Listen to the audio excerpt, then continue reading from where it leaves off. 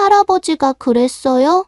장례식장에 나타난 가난한 소녀의 물음에 백만장자 회장 명철의 얼굴이 돌처럼 굳어졌습니다. 숨이 턱 막혔어요.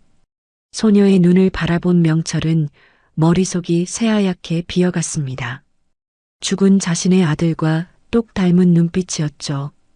그리고 이어지는 소녀의 한마디에 명철은 결국 무너지고 말았습니다. 도대체 이 아이는 누구일까요? 어떻게 이 장소에 오게 된 것일까요? 사연 시작 전 구독과 좋아요를 눌러주시고 어디서 듣고 계신지 댓글 남겨주시면 그곳으로 행운이 가득 깃들기를 바라겠습니다. 차가운 비가 내리는 날이었습니다. 서울의 한 대형 병원 장례식장 특실에는 검은 양복을 입은 사람들로 가득했어요. 화려한 국화꽃이 빼곡히 둘러싼 영정사진 속에는 단정한 양복 차림의 남자가 미소를 짓고 있었습니다. 대한민국 굴지의 재벌 그룹 부회장 최지석, 불과 30대 중반의 나이에 세상을 떠난 사람이었죠. 영정 앞에는 회장 최명철이 꼿꼿하게 서 있었습니다. 60대 후반의 나이에도 불구하고 그의 자세는 한치의 흐트러짐도 없었어요. 다만 평소보다 더 깊어진 주름과 움푹 들어간 눈가가 그의 슬픔을 말해주고 있었죠. 그리고 그의 옆에는 영혼 없는 표정으로 조문객을 맞이하던 며느리 윤정이가 있었습니다. 조문객들이 줄을 지어 들어왔습니다. 정재계 거물들, 고위 공무원들, 언론사 임원들까지 모두가 회장 앞에서 고개를 숙이며 짧은 조의를 표했어요. 삼가 고인의 명복을 빕니다. 회장님. 큰 인재를 잃었습니다. 명철은 그저 작게 고개를 끄덕일 뿐이었습니다. 그의 시선은 계속해서 아들의 영정 사진에 고정되어 있었죠. 마지막으로 본 아들의 모습이 자꾸만 떠올랐어요. 사고 소식을 듣고 병원으로 달려갔을 때 이미 의식을 잃고 누워있던 아들. 의사가 고개를 저으며 시간을 알려주던 그 순간 차가워져가는 아들의 손을 잡고도 아무것도 할 수 없었던 무력감. 장례식장 한쪽 구석에서는 기자들이 카메라를 준비하며 속삭이고 있었습니다. 갑작스러운 교통사고라니 정말 안타깝네요. 고속도로에서 빗길 사고였다던데 그날따라 왜 그렇게 과속을 했을까요? 부회장이 급하게 어디를 가려고 했나 봐요. 바로 그때였습니다. 장례식장의 무거운 나무 문이 살며시 열렸어요. 처음엔 아무도 신경 쓰지 않았죠. 조문객이 또 온 것이려니 했으니까요. 하지만 문틈 사이로 들어온 사람을 본 순간 가장 먼저 눈치챈 기자가 작게 숨을 들이켰습니다. 9살 정도로 보이는 어린 여자아이였어요. 아이는 낡은 남색 원피스를 입고 있었습니다. 비를 맞았는지 옷자락이 축축했고 단정하게 묶은 머리에서는 빗방울이 떨어지고 있었죠. 작은 두 손에는 하얀 국화 한 송이가 꼭 쥐어져 있었어요. 조문객들이 하나둘 아이를 발견하기 시작했습니다. 웅성거림이 퍼져나갔죠. 저 아이는 누구지? 보호자는 어디 있는 거야? 하지만 아이는 주변의 시선을 전혀 의식하지 않는 듯 했습니다. 마치 이 넓은 장례식장에 자신과 영정 사진밖에 없는 것처럼 천천히 걸어 들어왔어요. 발걸음은 작고 느렸지만 그 걸음걸음에는 묘한 결연함이 있었죠. 회장의 비서가 재빨리 움직였습니다. 정중하면서도 단호하게 아이를 막아섰어요. 얘야, 여기는 어린이가 올 곳이 아니란다. 엄마나 아빠는 어디 계시니? 아이는 비서를 올려다봤습니다. 그 눈빛이 너무나 맑고 슬퍼서 비서는 순간 말문이 막혔어요. 아이는 작은 목소리로 대답했습니다. 저 혼자 왔어요. 그리고는 비서를 피해 계속 앞으로 나아갔습니다.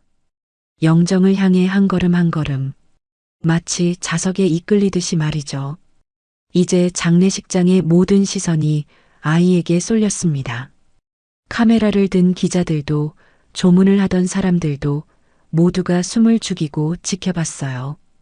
도대체 이 아이가 누구이기에 이렇게 당당하게 들어오는 것일까? 마침내 아이는 영정 앞에 도착했습니다. 고개를 들어 사진을 올려다보는 아이의 눈에서 눈물이 주르르 흘러내렸어요. 떨리는 손으로 국화를 영정대 위에 올려놓으며 아이는 작지만 또렷한 목소리로 말했습니다. 아빠, 저 왔어요. 그 한마디가 장례식장을 뒤흔들었습니다. 시간이 멈춘 듯 했어요. 아무도 움직이지 않았고 아무도 말하지 않았죠. 단지 충격에 빠진 표정으로 서로를 바라볼 뿐이었습니다. 가장 먼저 침묵을 깬 것은 조문객들의 웅성거림이었어요. 부회장님께 딸이 있었단 말인가? 그럼 윤정혜 씨는 뭐가 되는 거야? 기자들은 본능적으로 카메라를 들어 올렸습니다. 이것은 특종이었어요. 재벌가에 숨겨진 혈육이라니. 정희는 그 순간 소스라치게 놀란 표정으로 믿을 수 없다는 표정을 짓고 있었어요. 회장 명철의 얼굴도 돌처럼 굳어졌습니다. 평생 어떤 위기 상황에서도 흔들리지 않았던 그가 처음으로 당황한 기색을 보였어요. 천천히 마치 무거운 돌덩이를 짊어진 것처럼 느린 걸음으로 아이에게 다가갔습니다. 무릎을 꿇고 아이와 눈높이를 맞춘 명철은 떨리는 목소리로 물었어요. 넌 누구니? 아이는 고개를 들어 명철을 똑바로 바라봤습니다. 그 순간 명철은 숨이 턱 막혔어요. 아이의 눈동자가, 그 눈빛이 너무나도 아들을 닮아 있었으니까요. 어린 시절 지석이 자신을 올려다보던 바로 그 눈빛이었죠. 저는 최지아예요. 최지아. 자신의 성을 가진 아이. 명철의 머릿속이 하얗게 비어갔습니다. 누가 너를 여기 보냈니? 지아는 고개를 저었어요. 아무도 안 보냈어요. 저 혼자 왔어요. 그때 아이가 갑자기 명철을 빤히 쳐다보며 물었습니다. 너무나도 순수하고 직설적인 목소리로. 할아버지가 그랬어요? 할아버지가 우리 엄마 반대했어요? 그 질문이 명철의 가슴에 비수처럼 꽂혔습니다. 얼굴이 하얗게 질리며 입술이 파르르 떨렸어요. 도대체 이 아이가 뭘 알고 있는 걸까? 누가 이 아이에게 무슨 말을 한 걸까? 바로 그 순간이었습니다. 지아가 손을 들어 눈물을 닦았어요. 그때 아이의 가느다란 손목에서 은빛 팔찌가 반짝였습니다. 작고 섬세한 팔찌였지만 거기에는 분명히 무언가가 새겨져 있었죠. 날카로운 눈을 가진 한 기자가 재빨리 셔터를 눌렀습니다. 플래시가 번쩍하며 그 순간을 포착했어요. 카메라의 고성능 렌즈는 팔찌의 각인까지 선명하게 담아냈죠. 예진, 지석, 지아. 세 사람의 이름이 나란히 새겨져 있었습니다. 명철의 눈동자가 크게 흔들렸어요. 예진. 그 이름을 본 순간 10년 전의 기억이 폭풍처럼 밀려왔습니다. 부모도 없는 가난한 여자, 아들의 미래를 망칠 수 있는 여자라며 쫓아냈던 그 여자. 돈 봉투를 던지며 모욕했던 그 여자의 이름이 거기 있었어요. 예진. 명철이 무의식 중에 그 이름을 중얼거렸습니다. 작은 목소리였지만 고요한 장내에서는 모두에게 들렸죠. 장례식장이 벌집을 쑤신 듯 소란스러워졌습니다. 예진이 누구야? 부회장님의 숨겨진 여자인가? 카메라 플래시가 미친 듯이 터졌습니다. 기자들은 서로 더 좋은 각도를 차지하려고 밀고 당겼어요. 이것은 그냥 특종이 아니었습니다. 재벌가의 스캔들, 숨겨진 혈육, 비밀 연애. 모든 것이 한 번에 터진 대형 사건이었죠. 회장은 여전히 충격에서 벗어나지 못한 채 지아를 바라보고 있었습니다. 이제 자세히 보니 더욱 확실했어요. 이 아이는 지석을 닮았습니다. 눈매도, 코도, 입술의 선도. 무엇보다 그 맑고 선한 기운이 아들과 똑같았어요. 명철은 떨리는 손을 뻗어 지아의 어깨를 잡으려다가 멈췄습니다. 자신에게 그럴 자격이 있을까? 10년 전 그날 자신이 했던 일들이 선명하게 떠올랐어요. 그때의 자신이 얼마나 잔인했는지 이제야 깨달았습니다. 그리고 그 대가로 아들은 평생 불행했고 결국 이렇게 떠나고 말았죠. 지아가 영정 사진을 올려다보며 속삭였어요. 아빠, 보고 싶었어요. 카메라는 계속해서 플래시를 터뜨렸고 사람들의 웅성거림은 점점 커져갔습니다. 하지만 명철의 귀에는 아무것도 들리지 않았어요. 오직 눈앞에 이 작은 아이 자신이 존재조차 몰랐던 손녀만이 보일 뿐이었죠. 정희는 이 자리에 더 이상 있을 수가 없었어요. 흐르는 눈물을 훔치며 입을 틀어막은 채 밖으로 뛰쳐나가 버렸습니다. 그때 회장의 비서가 조심스럽게 다가와 속삭였습니다. 회장님, 일단 아이를. 하지만 명철은 손을 들어 비서를 제지했어요. 그리고는 다시 지아를 바라봤습니다. 너는 정말 지석에 말을 끝맺지 못했어요. 지아는 작은 손으로 명철의 손을 잡았습니다. 차가운 할아버지의 손이 떨리고 있다는 걸 아이도 느꼈어요. 할아버지, 울지 마세요. 그 순수한 위로에 명철의 눈가가 붉어졌습니다. 평생 단 한 번도 남들 앞에서 눈물을 보이지 않았던 그가 처음으로 눈시울을 붉혔어요. 카메라 플래시가 빗발치듯 터지는 가운데 명철의 눈에서 마침내 눈물 한 방울이 떨어졌습니다. 그리고 명철의 눈앞이 아득해졌습니다. 시간이 거꾸로 흐르는 것 같았어요. 10년 전 겨울로 모든 것이 시작된 그때로 돌아가는 듯 했죠. 10년 전 서울의 한 대학가 근처였습니다. 그날도 눈이 내리고 있었어요. 한방눈이 소복이 쌓이는 거리를 지석은 천천히 걸어가고 있었습니다. 당시 20대 중반이었던 그는 회사 일로 지쳐 있었죠. 아버지 명철의 기대에 부응하려고 새벽부터 밤늦게까지 일하는 날들의 연속이었어요. 오늘도 야근이냐? 친구가 전화로 물었지만 지석은 쓴웃음만 지을 뿐이었습니다. 미안, 다음에 보자. 전화를 끊고 나니 더욱 공허했어요. 돈도 많고 능력도 있지만 정작 마음을 나눌 사람은 없었죠. 그때 지석의 눈에 작은 서점 하나가 들어왔습니다. 책방 겨울나무라는 간판이 따뜻해 보였어요. 무작정 들어간 서점은 아담했습니다. 나무 선반에 빼곡히 꽂힌 책들, 은은한 조명, 그리고 구석에서 들려오는 잔잔한 음악. 마치 다른 세계에 온 것 같은 평온함이 있었죠. 계산대에는 한 여자가 앉아 있었습니다. 긴 머리를 한쪽으로 넘긴 채 책을 읽고 있던 그녀는 손님이 들어온 줄도 모르는 듯 했어요. 베이지색 스웨터를 입은 모습이 편안해 보였고 책에 집중한 표정이 진지했죠. 지석은 잠시 그녀를 바라봤습니다. 뭔가 모를 끌림이 있었어요. 화려하지도 않고 특별히 아름답지도 않았지만 그녀에게서 나오는 고요한 분위기가 마음을 편안하게 했죠. 저기요. 지석이 조심스럽게 말을 걸자 여자는 깜짝 놀라며 고개를 들었습니다. 아, 죄송해요. 손님이 오신 줄 몰랐어요. 수줍게 웃는 그녀의 모습에 지석도 미소를 지었습니다. 괜찮아요. 무슨 책을 그렇게 열심히 읽으셨길래? 여자는 책 표지를 보여주며 대답했어요. 어린 왕자예요. 아무리 읽어도 질리지 않는 책이죠. 그 순간 지석의 가슴이 뛰었습니다.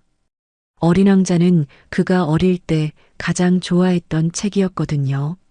하지만 아버지는 그런 책은 쓸데없다며 경영서적만 읽으라고 했었죠. 저도 그 책 좋아해요. 특히 여우가 나오는 부분이요. 여자의 눈이 반짝였습니다. 정말요? 가장 중요한 것은 눈에 보이지 않는다는 그 부분이요? 두 사람은 자연스럽게 책 이야기를 나누기 시작했어요. 처음 만난 사이였지만 마치 오래전부터 알던 사람처럼 편안했죠. 그날 이후로 지석은 자주 그 서점을 찾았습니다. 처음엔 책을 사러 간다는 핑계였지만 사실은 그녀를 보고 싶어서였어요. 그녀의 이름은 박예진이었습니다. 23살 대학을 갓 졸업하고 아르바이트로 서점에서 일하고 있었죠. 저는 고아원에서 자랐어요. 어느 날 예진이 조용히 말했습니다. 보통 사람들은 그런 얘기를 들으면 동정하거나 불편해하는데 지석은 달랐어요. 힘드셨겠네요. 네, 하지만 덕분에 강해졌어요. 그리고 책이 있어서 외롭지 않았고요. 예진의 미소에는 슬픔보다는 강인함이 있었습니다. 혼자 힘으로 대학까지 졸업하고 당당하게 살아가는 모습이 아름다웠어요. 시간이 흐르면서 두 사람은 점점 가까워졌습니다. 퇴근 후 함께 저녁을 먹고 주말엔 영화를 보러 가고 때로는 한강을 걸으며 이런저런 이야기를 나눴죠. 지석은 예진과 있을 때만큼은 재벌가 아들이 아닌 그냥 평범한 청년이 될 수 있었어요. 아버지는 늘 부족하다고만 해. 내가 뭘 해도. 지석이 한숨을 쉬며 말하면 예진은 따뜻한 커피를 건네며 위로했습니다. 그래도 지석 씨는 정말 열심히 하잖아요. 언젠가는 인정받을 거예요. 부모님 기대에 부응하는 것도 중요하지만 자기 자신을 위해 사는 것도 중요해요. 예진은 지석의 손을 살짝 잡았어요. 그런 예진이 지석에겐 유일한 안식처였습니다. 하지만 행복은 오래가지 못했어요. 어느 날 명철의 비서가 지석을 찾아왔습니다. 회장님께서 부르십니다. 회장실로 들어간 지석은 아버지의 차가운 표정을 마주했어요. 명철의 책상 위에는 여러 장의 사진이 놓여 있었죠. 지석과 예진이 함께 있는 사진들이었습니다. 이 여자가 누구냐? 명철의 목소리는 얼음장처럼 차가웠어요. 제가 사귀는 사람입니다. 사귄다고? 너는 우리 집안의 후계자다.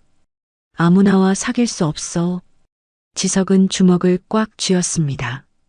아무나가 아닙니다. 예진 씨는 좋은 사람이에요. 좋은 사람? 부모도 없고 배경도 없는 여자가?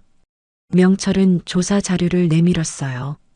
거기엔 예진의 모든 것이 적혀 있었죠. 고아원 출신, 학자금 대출, 월세방 거주. 명철에게는 그것이 전부였어요. 이런 여자가 내 옆에 있으면 회사에 어떤 영향을 줄지 생각해 봤냐? 사랑하는데 그게 뭐가 중요합니까? 지석이 반항하자 명철의 눈빛이 더욱 차가워졌습니다. 사랑? 그런 감정에 휘둘리는 건 약한 자들이나 하는 짓이다. 너는 수조억대 기업의 후계자야. 그에 맞는 여자를 만나야 해. 아버지, 더 이상 그 여자를 만나지 마라. 이건 명령이다. 지석은 분노로 떨었지만 아버지의 단호한 표정에 더 이상 대들 수 없었어요. 그날 밤 그는 예진에게 전화를 걸었습니다.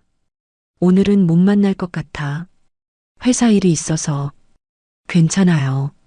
일 끝나고 푹 쉬세요. 예진의 따뜻한 목소리에 지석은 가슴이 아팠습니다. 그 후로도 지석은 몰래 예진을 만났어요. 하지만 명철의 감시는 점점 심해졌죠. 회사 보안팀이 지석을 미행했고 모든 행적이 보고되었습니다. 그러던 어느 날 예진이 먼저 눈치를 챘어요. 요즘 누가 우리를 따라다니는 것 같아요. 서점에서 만난 두 사람은 불안한 표정으로 서로를 바라봤죠.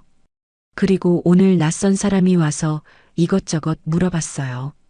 제가 누구인지, 지석 씨와 무슨 사이인지. 지석은 예진의 손을 꼭 잡았습니다. 미안해. 아버지가 우리 사이를 반대하고 계셔. 예진의 얼굴이 창백해졌어요. 그럼 우리는 걱정하지 마. 내가 설득할게.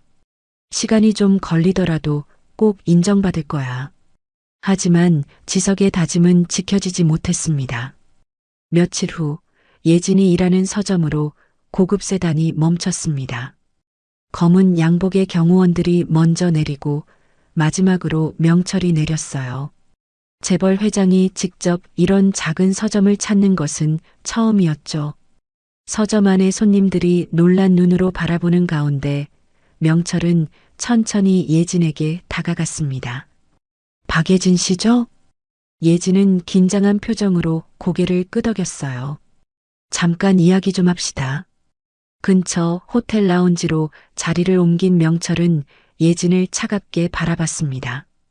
그리고 두툼한 봉투를 테이블 위에 던졌어요. 얼마면 되겠소? 1억? 2억? 예진은 떨리는 목소리로 물었습니다. 무슨 말씀이신지. 내 아들에게서 떨어지는 값이요. 당신 같은 여자가 아들 곁에 있는 걸 용납할 수 없소. 저 같은 여자요? 명철의 눈빛이 더욱 날카로워졌어요. 부모도 없고 집안도 없고 가진 것도 없는 여자. 고아원 출신이라면서 내 아들은 그런 당신과는 격이 맞지 않소. 예진의 얼굴이 창백해졌습니다. 하지만 그녀는 떨리는 손으로 봉투를 밀어냈어요. 전 지석 씨를 돈 때문에 만나는 게 아니에요. 그럼 뭐 때문이요? 사랑? 그런 감상적인 소리는 집어치우시오. 당신이 진정 지석을 생각한다면 떠나야 해. 당신 때문에 그 아이가 모든 걸 잃게 될 거요. 명철은 일어서며 마지막 경고를 했습니다. 이 돈을 받고 깨끗이 사라지시오. 거절한다면 당신이 일하는 서점도 살고 있는 집도 모든 걸 잃게 될 거요. 내겐 그럴 힘이 있소. 예진은 눈물을 참으며 고개를 숙였어요. 사랑하는 사람을 위해서라도 물러나야 한다는 걸 알았죠. 일주일 안에 사라지시오. 그리고 다시는 내 아들 앞에 나타나지 마시오. 명철이 떠난 후 예진은 한참을 그 자리에 앉아 있었습니다. 봉투는 그대로 테이블 위에 남겨둔 채로 그날 밤 예진은 지석에게 마지막 전화를 했어요. 지석 씨, 우리 그만 만나요. 갑자기 무슨 소리야? 생각해봤는데 우리는 너무 다른 세계의 사람인 것 같아요. 미안해요. 그리고 전화를 끊었습니다. 지석이 아무리 다시 전화해도 받지 않았어요. 다음 날 예진은 흔적도 없이 사라졌습니다. 지석은 미친 듯이 그녀를 찾아다녔어요. 서점도 월세방도 모든 곳을 뒤졌지만 예진은 없었죠. 일주일 후 명철은 아들을 불렀습니다. 그 여자가 결국 돈을 받고 떠났다. 무슨 소리십니까? 명철은 차갑게 웃으며 거짓말을 했어요. 내가 돈을 줬더니 덥석 받고는 잠적했어.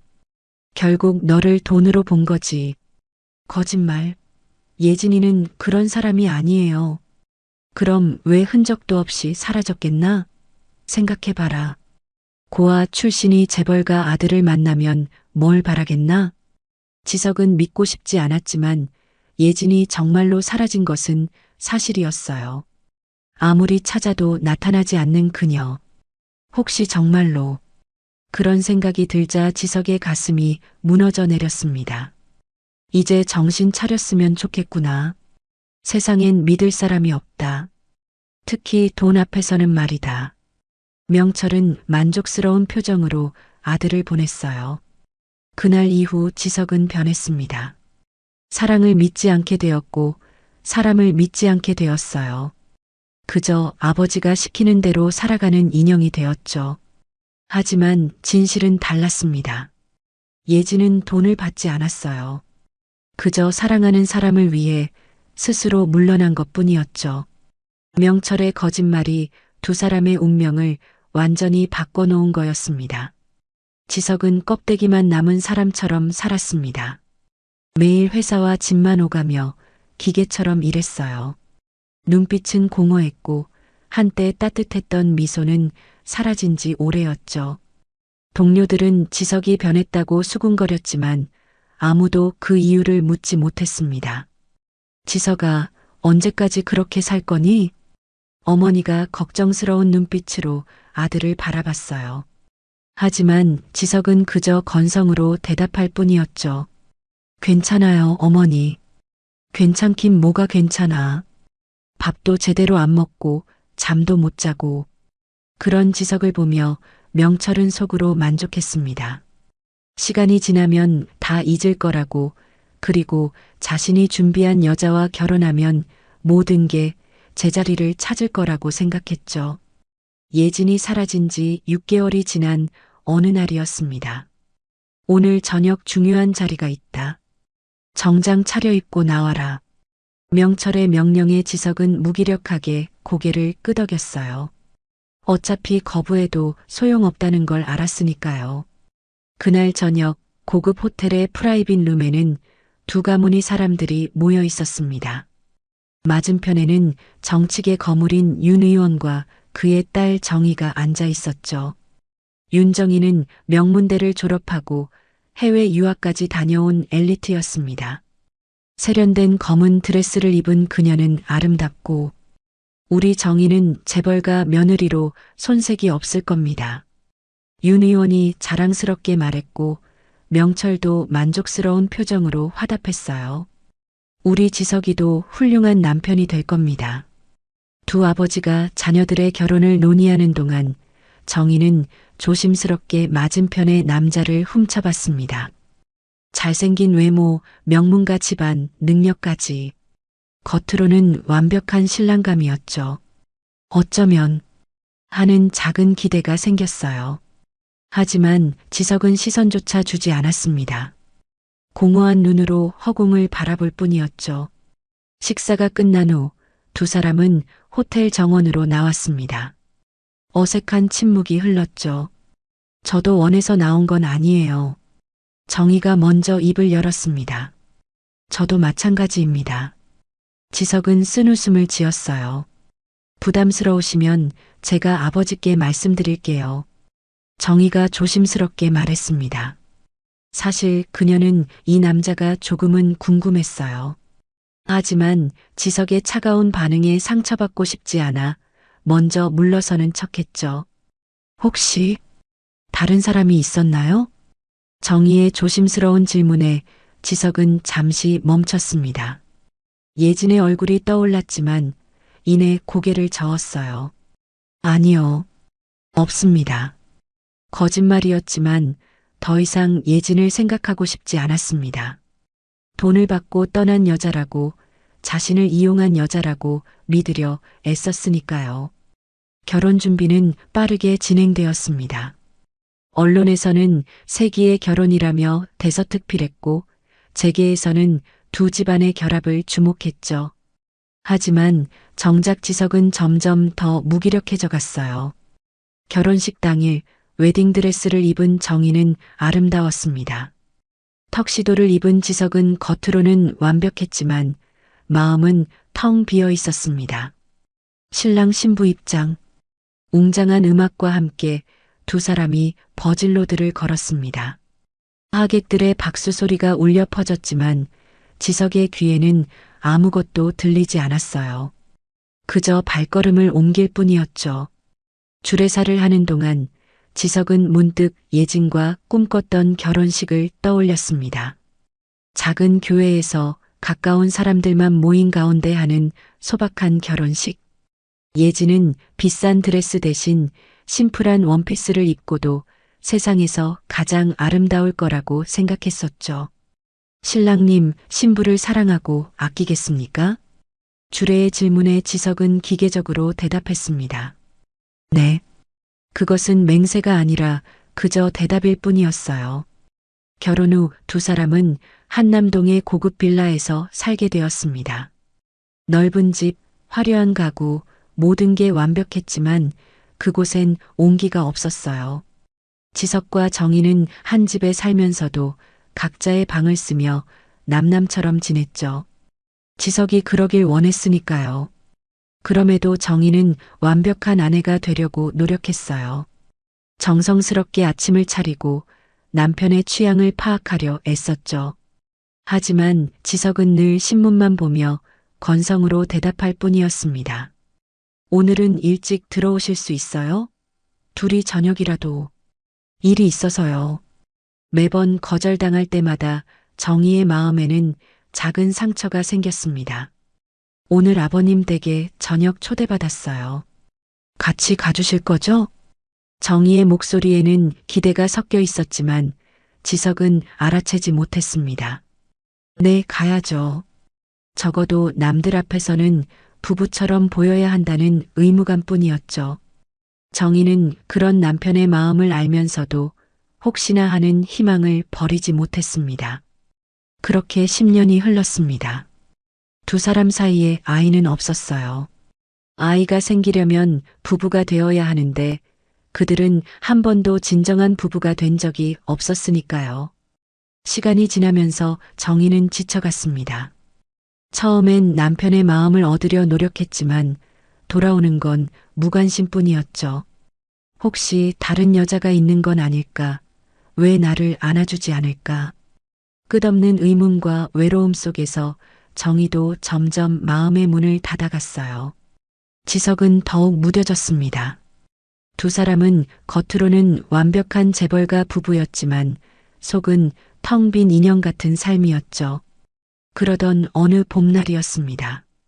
부회장님, 충청도 공장 시찰 일정이 잡혔습니다. 비서의 보고에 지석은 고개를 끄덕였어요. 일상적인 출장이었죠. 하지만 그 출장이 모든 것을 바꿀 줄은 아무도 몰랐습니다. 기차를 타고 충청도로 향하던 지석은 창밖을 바라봤어요.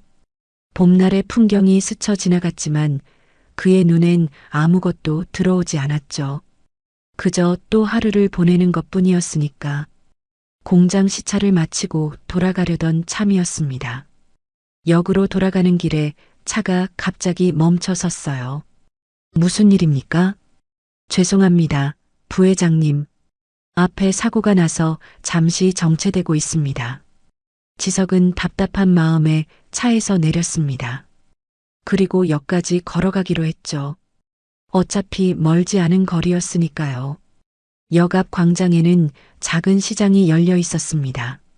지방의 소박한 풍경이 정겨웠어요. 과일 가게, 떡집, 잡화점들이 줄지어 있었죠.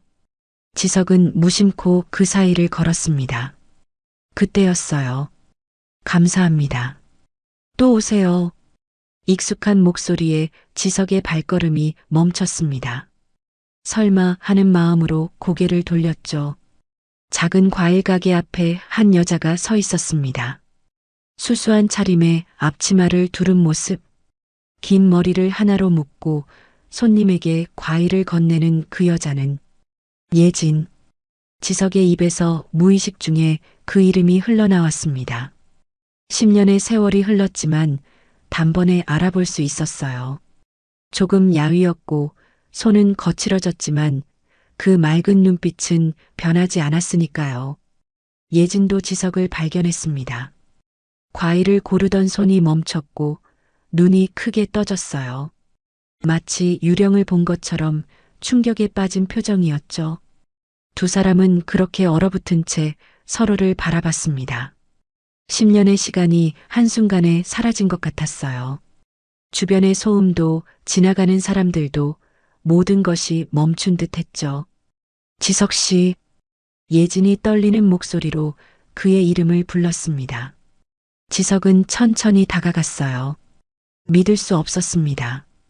돈을 받고 떠났다던 여자가 자신을 배신했다고 생각했던 여자가 이런 작은 시장에서 과일을 팔고 있다니. 정말 예진이 맞아? 가까이 다가간 지석은 그제야 확신했습니다. 틀림없는 예진이었어요. 하지만 왜 이런 곳에서 이런 모습으로 있는 걸까? 바로 그때였습니다. 엄마, 이거 좀 도와줘요. 가게 안쪽에서 아이 목소리가 들려왔어요. 그리고 작은 여자아이 하나가 무거운 과일 상자를 들고 나타났죠. 지석의 시선이 아이에게로 향했습니다. 그 순간 그는 숨이 멎는 듯 했어요. 아이의 얼굴에서 자신의 어린 시절이 보였으니까요. 똑같은 눈매, 똑같은 코, 심지어 미소 짓는 모습까지. 아이가. 지석이 말을 잇지 못하자 예진은 황급히 아이를 가게 안으로 들여보냈습니다. 지아야, 안에 들어가 있어. 지아. 그 이름을 듣는 순간 지석의 가슴이 미친 듯이 뛰기 시작했어요. 부회장님, 기차 시간이 다 됐습니다. 그 순간 비서의 목소리가 들렸습니다. 흔들리던 눈빛의 예진은 눈을 꼭 감고는 가게 안으로 들어가 버렸죠. 지석은 역으로 향하는 몇 걸음 동안 몇 번이고 뒤를 돌아보았지만 가게 문은 여전히 굳게 닫혀 있었습니다. 지석은 회사로 돌아왔지만 마음은 여전히 그 작은 시장에 남아 있었습니다. 예진의 놀란 얼굴, 그리고 무엇보다 자신을 닮은 그 아이의 모습이 계속 떠올랐어요. 밤새 뒤척이며 생각했죠. 설마 정말로 내 아이일까? 일주일 후 지석은 다시 충청도로 향했습니다. 부회장님, 지난주에 이미 공장 시찰은 끝나지 않았습니까? 비서의 의아한 질문에 지석은 차갑게 대답했어요. 추가로 확인할 게 있어서 그래. 신경 쓰지 마.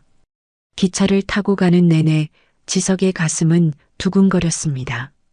10년 만에 느끼는 설렘이었죠. 아니, 어쩌면 두려움에 가까웠을지도 몰라요. 역에 도착한 지석은 곧장 그 과일 가게로 향했습니다. 예진은 오늘도 그곳에서 과일을 팔고 있었어요. 지석을 발견한 그녀의 얼굴이 굳어졌죠. 왜 또 오셨어요? 차가운 목소리였지만 지석은 물러서지 않았습니다. 얘기 좀 하자, 예진아. 할 얘기 없어요. 당신은 이미 결혼했잖아요. 행복하게 사세요. 예진은 고개를 돌렸습니다. 하지만 그녀의 손이 미세하게 떨리는 걸 지석은 놓치지 않았어요. 그 아이, 내 아이 맞지? 직설적인 질문에 예진의 몸이 흠칫했습니다. 무슨 소리예요? 그럴 리가. 거짓말하지 마. 나를 그대로 빼닮았어. 예진은 입술을 깨물었어요. 부인하고 싶었지만 지아가 아빠를 너무 닮아서 숨길 수가 없었죠. 바로 그때 가게 안에서 지아가 나왔습니다. 엄마, 이 아저씨 또 왔네? 지난주에도 봤는데. 아이의 맑은 목소리에 지석의 가슴이 찢어질 듯 아팠어요. 내 딸이 나를 아저씨라고 부르다니. 안녕? 이름이 뭐니? 지석이 무릎을 꿇고 아이와 눈높이를 맞췄습니다. 최지아예요. 몇 살이야? 9살이요. 9살. 계산이 정확히 맞았어요. 예진과 헤어진 지 10년, 아이는 9살. 지석은 확신했습니다. 아저씨가 과일 좀 살게. 제일 맛있는 걸로 골라줄래? 지아는 방긋 웃으며 고개를 끄덕였어요. 아이가 과일을 고르는 동안 지석은 예진에게 낮은 목소리로 말했습니다. 왜 말하지 않았어? 임신한 걸 알았다면 난. 뭘 하셨을 건데요? 아버님께 맞서서 절 지켜주셨을 건가요?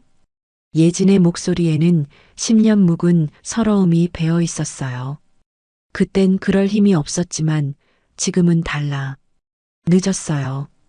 우린 이미 각자의 삶을 살고 있잖아요. 지석은 포기하지 않았습니다. 그날 이후로 매주 충청도를 찾았어요.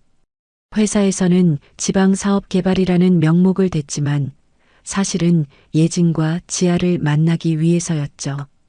처음엔 예진이 강하게 거부했습니다. 제발 그만 오세요. 우리 모녀는 잘 지내고 있어요. 지아에겐 아빠가 필요해. 지금까지도 잘 컸어요. 당신 걱정은 필요 없어요. 하지만 지석은 물러서지 않았어요. 대신 다른 방법을 택했죠. 아이에게 조금씩 다가가기 시작한 거예요. 지아야, 아저씨가 맛있는 거 사줄까? 엄마한테 물어봐야 해요. 그럼 엄마한테 같이 물어보러 가자. 아이와 함께 있으면 예진도 매정하게 굴 수 없다는 걸 알았으니까요. 시간이 지나면서 지아는 조금씩 마음을 열었습니다. 책을 좋아한다는 걸 안 지석은 동화책을 사다 줬고 그림 그리기를 좋아한다니까 색연필 세트를 선물했죠. 아저씨는 왜 자꾸 우리한테 잘해주세요? 어느 날 지아가 순진하게 물었어요. 그냥 지아가 좋아서 그래. 진짜요? 아저씨도 절 좋아해요? 지석은 눈물이 날 것 같았습니다. 당연히 좋아하지. 넌 내 딸이니까. 하지만 차마 말할 수는 없었어요. 어느 봄날 오후였습니다. 지석이 지아에게 자전거 타는 법을 가르쳐 주고 있었어요. 아이가 페달을 밟으며 웃는 모습이 너무나 사랑스러웠죠. 아저씨, 저 혼자 탈 수 있어요. 조심해. 천천히. 그때 지아가 불쑥 말했습니다. 아저씨, 아빠가 있다면 이런 걸까요? 그 순간 지석은 숨이 막혔어요. 눈을 돌리며 겨우 대답했죠. 그래. 아마 이럴 거야. 전 아빠 얼굴도 몰라요. 엄마는 하늘나라에 갔다고만 하는데. 지석의 가슴이 찢어지는 듯 했습니다. 내가 내 아빠란다. 지금 내 앞에 있단다. 하지만 그 말을 할 수 없는 자신이 너무나 비참했어요. 예지는 멀리서 그 모습을 지켜보고 있었습니다. 지아가 행복해하는 모습에 마음이 흔들렸어요. 아이에게는 정말 아빠가 필요한 걸까? 하지만 이미 너무 늦은 게 아닐까? 세 사람이 함께하는 시간이 늘어갈수록 마치 진짜 가족 같은 순간들이 생겨났습니다. 함께 시장을 보고 공원을 산책하고 때론 작은 식당에서 저녁을 먹었죠. 지석에게는 인생에서 가장 행복한 시간들이었어요. 지석 씨, 이러면 안 돼요. 어느 날 저녁 지아가 잠든 후 예진이 말했습니다.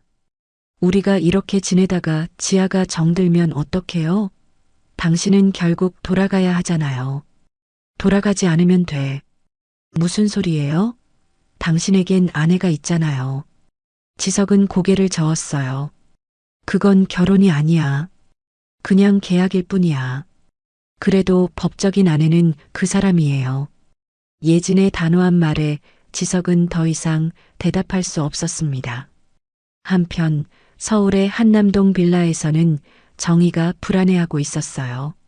남편이 요즘 들어 자주 지방 출장을 간다는 게 이상했죠. 그것도 매주 같은 지역으로. 게다가 예전과 뭔가 달라진 것 같았어요. 표정이 밝아졌다고 할까요? 비서님, 남편이 요즘 어디로 출장 가는지 알아봐 주세요. 정희는 남편의 비서에게 조심스럽게 부탁했지만 비서는 난감해했어요. 부인, 그건 제가. 알았어요. 다른 방법을 찾아볼게요. 결국 정희는 사설 탐정을 고용했습니다. 처음엔 혹시 남편에게 다른 여자가 생긴 건 아닐까 하는 불안감에서 시작한 일이었죠. 10년간 단 한 번도 자신을 제대로 안아주지 않았던 남편이니까요. 2주일 후 탐정이 보고서를 가져왔습니다. 부회장님은 충청도의 한 시장에서 여성과 아이를 정기적으로 만나고 계십니다. 정희의 손이 떨렸어요. 보고서에는 사진도 첨부되어 있었죠. 지석이 한 여자, 그리고 어린 여자아이와 함께 웃고 있는 사진들. 이 여자가 누구죠? 박예진이라는 여성입니다. 미혼모로 혼자 아이를 키우며 과일 가게를 운영하고 있습니다. 아이는요? 9살 여자아이입니다. 이름은 최지아. 최지아.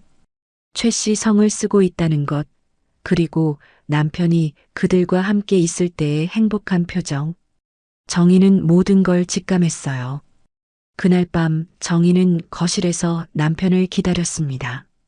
지석이 집에 들어왔을 때 정희는 소파에 앉아 와인을 마시고 있었어요. 늦었네요. 출장 때문에. 충청도 출장 많이 가시네요. 요즘. 지석의 표정이 굳어졌습니다. 회사 일이야.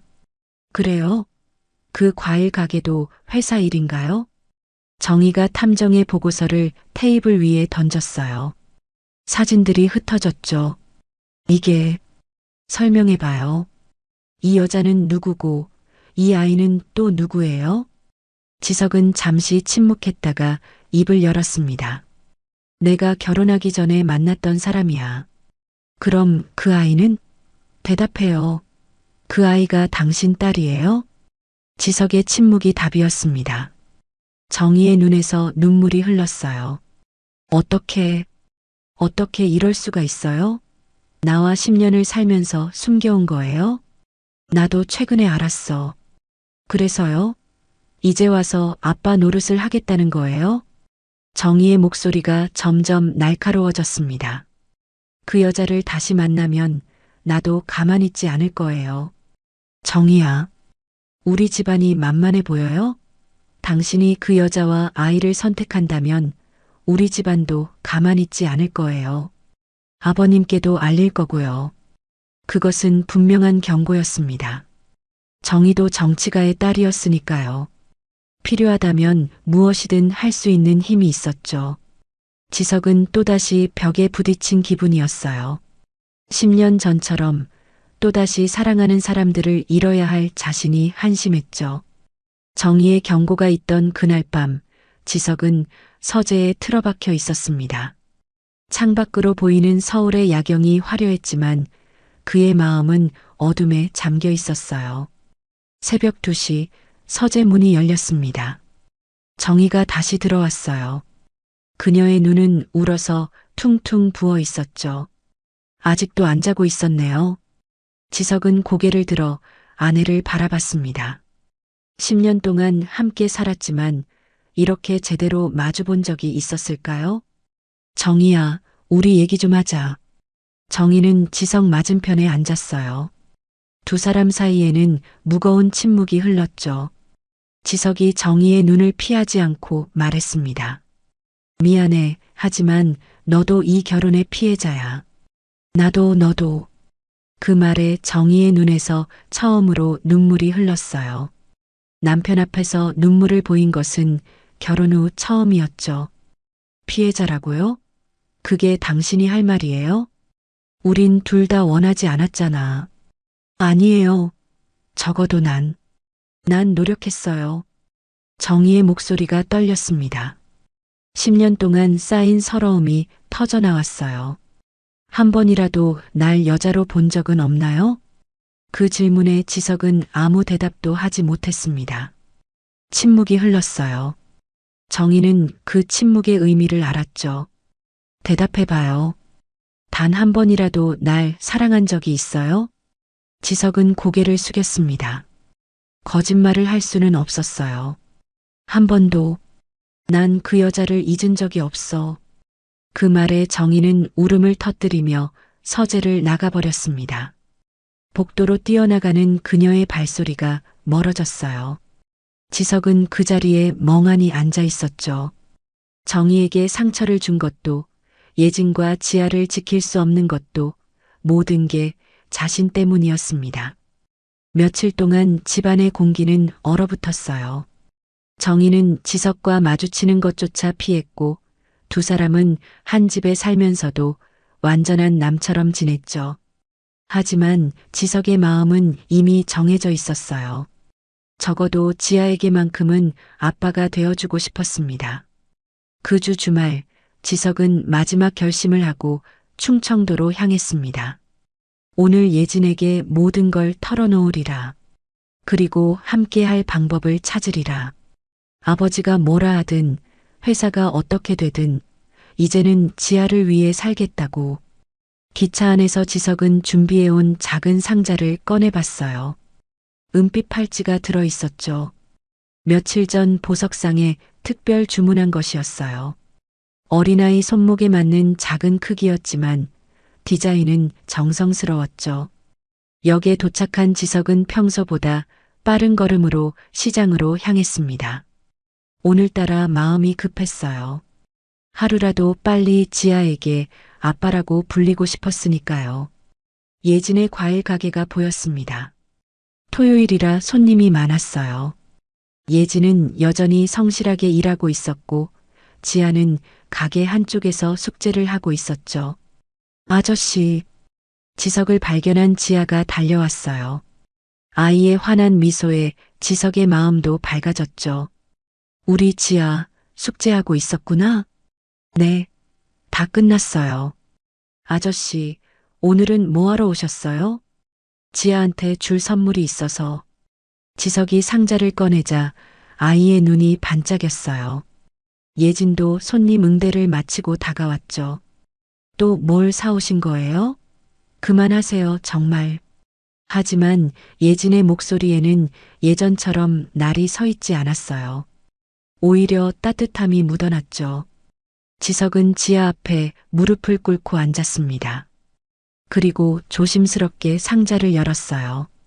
지아야, 이건 우리 셋을 위한 거야. 은빛 팔찌가 드러났습니다. 작고 섬세한 팔찌 안쪽에는 글씨가 새겨져 있었어요. 뭐라고 쓰여 있어요? 한번 읽어볼래? 지아가 팔찌를 들고 천천히 읽었습니다. 예진, 지석, 지아. 맞아. 엄마 이름, 아저씨 이름, 그리고 우리 지아 이름이야. 예진의 눈가가 붉어졌어요. 지석이 무슨 마음으로 이 팔찌를 만들었는지 알 수 있었으니까요. 이건 우리 셋의 이름이야. 절대 잊지 마. 지석이 아이의 가는 손목에 팔찌를 채워주며 말했어요. 우리 셋이 영원히 함께라는 뜻이야. 지아는 팔찌를 이리저리 돌려보며 좋아했습니다. 예쁘다. 엄마, 나 이거 계속하고 있어도 돼요? 예진은 눈물을 참으며 고개를 끄덕였어요. 해가 저물 무렵 지석은 예진과 단둘이 이야기를 나눴습니다. 지아는 집에 먼저 들여보낸 뒤였죠. 정희와 이혼할 거야. 지석 씨, 그리고 너와 지아와 함께 살고 싶어. 늦었지만 이제라도 제대로 된 아빠가 되고 싶어. 예진은 고개를 저었어요. 안 돼요. 회장님이 가만두지 않을 거예요. 그때처럼. 이번엔 달라. 난 이제 어린애가 아니야. 지킬 수 있어. 지석은 예진의 손을 잡았습니다. 다시 기회를 줘. 이번엔 절대 놓치지 않을게. 예진은 망설였어요. 10년 전의 상처가 아직도 아물지 않았으니까요. 하지만 지아를 위해서라면 조금만 더 시간을 주세요. 지석은 고개를 끄덕였습니다. 알았어. 기다릴게. 그리고는 돌아서며 말했어요. 다음 주에도 올게. 그때까지 생각해줘. 예진은 멀어져가는 지석의 뒷모습을 바라봤습니다. 가슴이 두근거렸어요. 혹시 이번엔 정말 행복해질 수 있을까? 그러나 그것이 마지막이 될 줄은 아무도 몰랐습니다. 다음 주 토요일 지석은 여느 때처럼 충청도로 향했습니다. 그날은 기차가 매진이었어요. 직접 운전을 하며 고속도로를 달리고 있었죠. 오늘은 특별한 날이었어요. 예진에게 정식으로 청혼할 생각이었으니까요. 조수석에는 반지가 든 상자가 놓여 있었고 뒷좌석엔 지아를 위한 선물이 가득했습니다. 빗방울이 떨어지기 시작했어요. 처음엔 가랑비였는데 금세 폭우로 변했죠. 지석은 속도를 줄였지만 앞이 잘 보이지 않았어요. 그때였습니다. 앞차가 갑자기 급정거했고 지석도 황급히 브레이크를 밟았어요. 하지만 빗길에 미끄러진 차는 통제를 벗어났죠. 끔찍한 굉음과 함께 모든 것이 멈췄습니다. 할아버지, 지아의 맑은 목소리가 명철을 현실로 돌아오게 했습니다. 그는 여전히 장례식장에서 무릎을 꿇고 있었고 눈앞에는 은빛 팔찌를 찬 손녀가 서 있었죠. 10년 전의 기억들이 주마등처럼 스쳐 지나간 것은 불과 몇 초였을까요? 아니면 몇 분이었을까요? 은빛 팔찌에 새겨진 세 사람의 이름이 선명하게 보였죠. 예진, 지석, 지아. 이제 모든 게 명확해졌습니다. 아들은 끝까지 그 여자를 사랑했고 딸까지 있었던 것이었어요. 그리고 그들을 만나러 가다가 회장의 눈에서 눈물이 흘렀습니다. 모든 게 자신의 잘못이었어요. 10년 전 그날 돈과 권력으로 두 사람을 갈라놓지 않았다면 아들은 지금도 살아있었을 텐데 바로 그때 장례식장이 벌집을 쑤신 듯 소란스러워졌습니다. 저 아이가 누구입니까? 회장님, 한 말씀만 해주십시오. 기자들이 마이크와 카메라를 들이대며 몰려들었어요. 플래시가 미친 듯이 터졌고 질문이 빗발쳤죠. 순식간에 장례식장은 아수라장이 되었습니다. 저기 아이가 움직입니다. 누군가의 외침에 모든 시선이 지아에게로 쏠렸어요. 아이는 조용히 돌아섰습니다. 작은 얼굴에는 두려움보다는 슬픔이 가득했죠. 9살 아이가 감당하기엔 너무 큰 관심이었지만 지아는 의연했어요. 얘야, 잠깐만. 내 엄마는 누구니? 아빠와 어떤 사이였니? 기자들이 아이를 둘러싸려 했습니다. 보안 요원들이 막아섰지만 혼란은 가라앉지 않았어요. 지아는 겁에 질린 듯 뒷걸음질을 치다가 출입구 쪽으로 뛰기 시작했습니다. 그 모습을 본 명철은 무의식적으로 몸을 일으켰어요. 다리에 힘이 없어 비틀거렸지만 그는 지아를 따라 밖으로 나갔습니다. 마치 무언가에 이끌리듯이 말이죠. 회장님, 회장님도 나가십니다. 기자들이 우르르 따라 나왔어요. 하지만 보안 요원들이 가로막았고 명철은 간신히 밖으로 나올 수 있었죠. 밤 공기가 차가웠습니다. 봄비가 내리고 있었어요. 가로등 불빛에 비친 빗방울이 하얗게 빛났죠. 명철은 숨을 헐떡이며 주위를 둘러봤습니다. 지아는 어디로 간 걸까? 그때였어요. 장례식장 입구에서 조금 떨어진 곳, 가로등 아래에 한 여자가 서 있었습니다. 우산도 없이 비를 맞고 있는 여인. 수수한 검은 옷차림에 두 손을 가지런히 모은 채 장례식장을 바라보고 있었어요. 빗물인지 눈물인지 그녀의 얼굴은 젖어 있었죠. 지아가 그 여자에게로 뛰어갔습니다. 엄마. 아이가 여자의 품에 안기는 모습을 본 순간 명철은 멈춰 섰어요. 그녀였습니다. 10년 전 돈 봉투를 던지며 모욕했던 그 여자. 아들의 첫사랑이자 유일한 사랑이었던 박예진. 세월이 흘렀지만 명철은 단번에 알아볼 수 있었어요. 조금 야위었고 고생의 흔적이 역력했지만 그 맑은 눈빛만은 변하지 않았으니까요. 아니, 어쩌면 더 강해진 것 같았습니다. 혼자 아이를 키우며 살아온 세월이 그녀를 더 단단하게 만든 것처럼 예진도 명철을 발견했습니다. 두 사람의 시선이 빗속에서 마주쳤어요. 10년의 세월을 뛰어넘어 그날의 기억이 생생하게 되살아났죠. 명철의 입술이 떨렸습니다. 그럼 이 아이는 진짜 말을 끝맺지 못했어요. 이미 손녀라는 걸 깨닫고 있었지만 직접 확인하는 것은 또 다른 충격이었으니까요. 예진은 대답 대신 고개를 숙였습니다. 그리고 눈물을 흘렸어요. 10년 동안 참았던 눈물이었죠. 혼자 아이를 낳고 혼자 키우며 아이가 아빠를 그리워할 때마다 참았던 눈물. 그리고 오늘 사랑했던 사람의 장례식장 앞에서 흘리는 눈물. 엄마, 왜 울어요? 지아가 걱정스럽게 엄마의 얼굴을 올려다봤어요. 아니야, 괜찮아. 비 때문에 그래. 예진이 아이의 머리를 쓰다듬으며 겨우 미소를 지었습니다. 명철은 한 발 한 발 다가갔어요. 다리가 떨렸지만 멈출 수 없었죠. 가까이서 본 예진의 얼굴에는 고생의 흔적이 역력했습니다. 거칠어진 손, 수척한 얼굴, 하지만 아이를 보는 눈빛만은 따뜻했어요. 왜 말하지 않았소? 명철의 목소리가 떨렸습니다.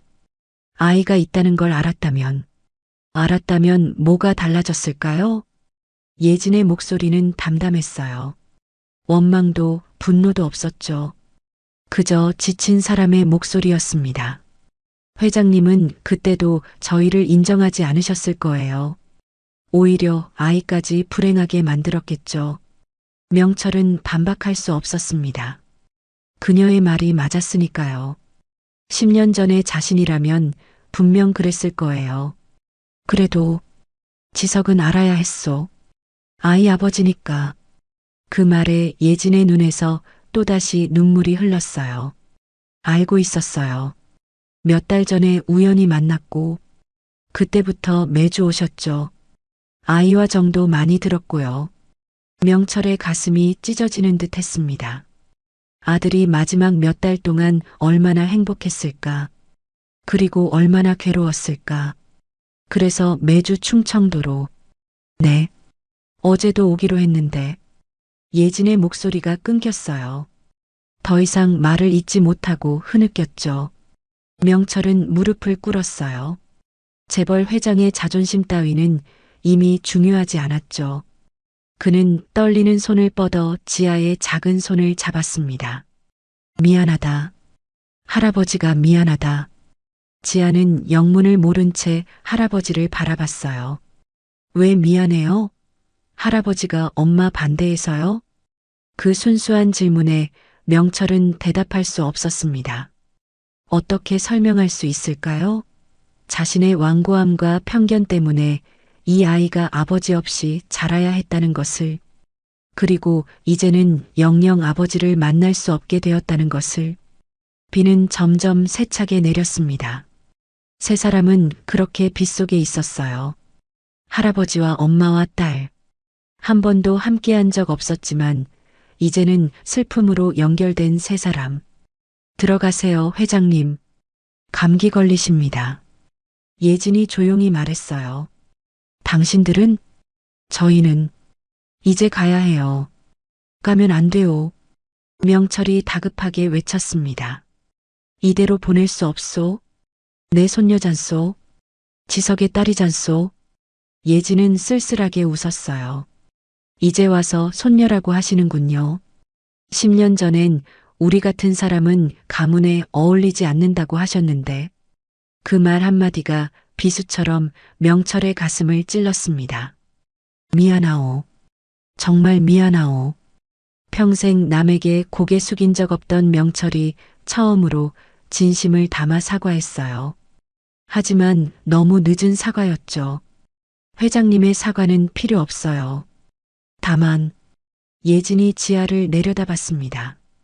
이 아이에게 아빠는 하늘나라로 갔다고 했었는데 이제 정말 그렇게 되어버렸네요. 멀리서 기자들의 웅성거림이 들려왔습니다. 곧 이곳도 발견될 거예요. 예진은 지아의 손을 잡고 돌아섰습니다. 잠깐 기다리시오. 명철이 간절하게 불렀지만 예진은 멈추지 않았어요. 두 사람의 뒷모습이 빗속으로 사라져갔습니다. 명철은 그 자리에 무릎을 꿇은 채 한참을 있었어요. 차가운 빗물이 온몸을 적셨지만 그보다 더 차가운 것은 마음이었죠. 손녀. 자신에게 손녀가 있었습니다. 9년이란 시간 동안 아이는 아버지 없이 자랐고 이제는 영영 만날 수 없게 되었어요. 모든 게 자신의 잘못이었습니다. 회장님, 비서가 우산을 들고 달려왔어요. 괜찮으십니까? 일단 들어가시죠. 명철은 비서의 부축을 받으며 일어났습니다. 하지만 그의 눈은 여전히 예진과 지아가 사라진 방향을 보고 있었어요. 빗속에서 본 두 사람의 모습이 계속 떠올랐습니다. 예진의 눈물, 지아의 맑은 눈동자, 그리고 은빛 팔찌, 아들이 마지막으로 남긴 흔적. 이제 어떻게 해야 할까요? 평생 돈과 권력으로 모든 걸 해결해온 그였지만 이번만큼은 달랐어요.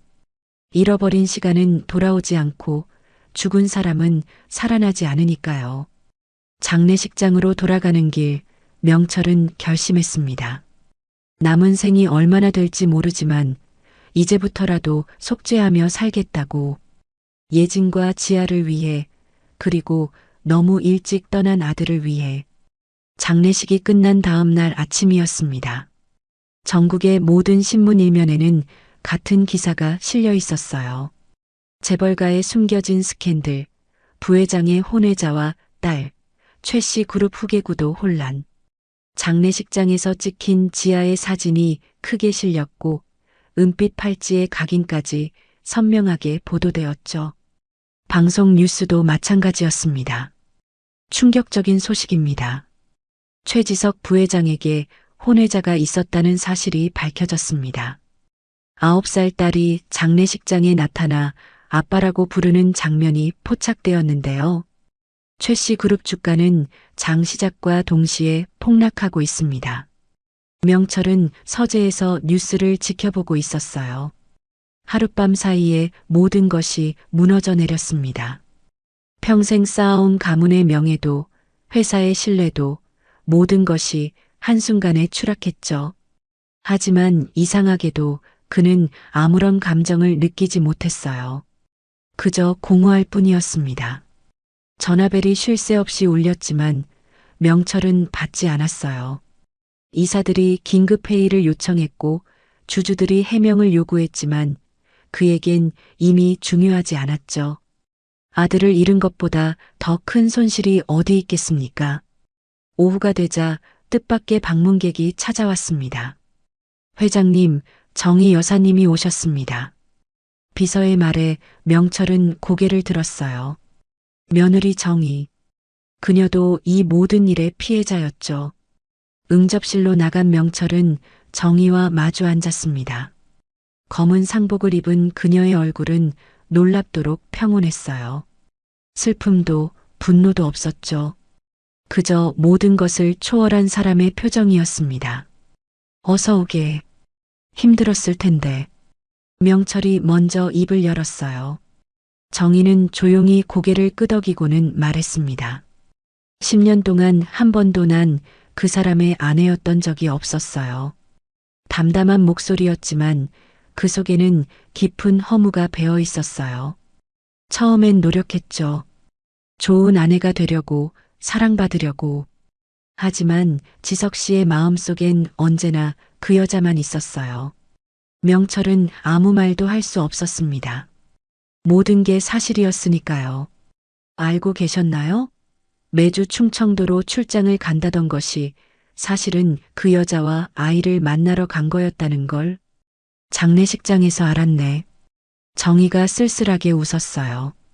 전 얼마 전부터 알고 있었어요. 탐정을 고용해서 알아냈죠. 그리고 경고했어요. 그만 만나라고. 그녀의 눈에는 슬픔보다 허무가 가득했습니다. 하지만 그는 멈추지 않았어요. 오히려 더 자주 갔죠.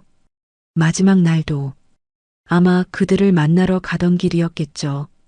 명철은 고개를 숙였습니다. 아들이 얼마나 간절했을까. 죽음도 막지 못할 만큼. 정희가 가방에서 서류를 꺼냈어요. 아버님을 위한 정략 결혼은 여기서 끝내는 걸로 하죠. 서류를 펼쳐보니 투자 철회 통지서였습니다. 저희 집안의 모든 투자금을 빼겠습니다. 더 이상 이 관계를 유지할 이유가 없으니까요. 그것은 곧 회사의 위기를 의미했어요. 정희 집안의 자금은 회사 운영에 큰 비중을 차지하고 있었으니까요. 하지만 명철은 만류하지 않았습니다. 그럴 자격이 없었어요. 미안하네.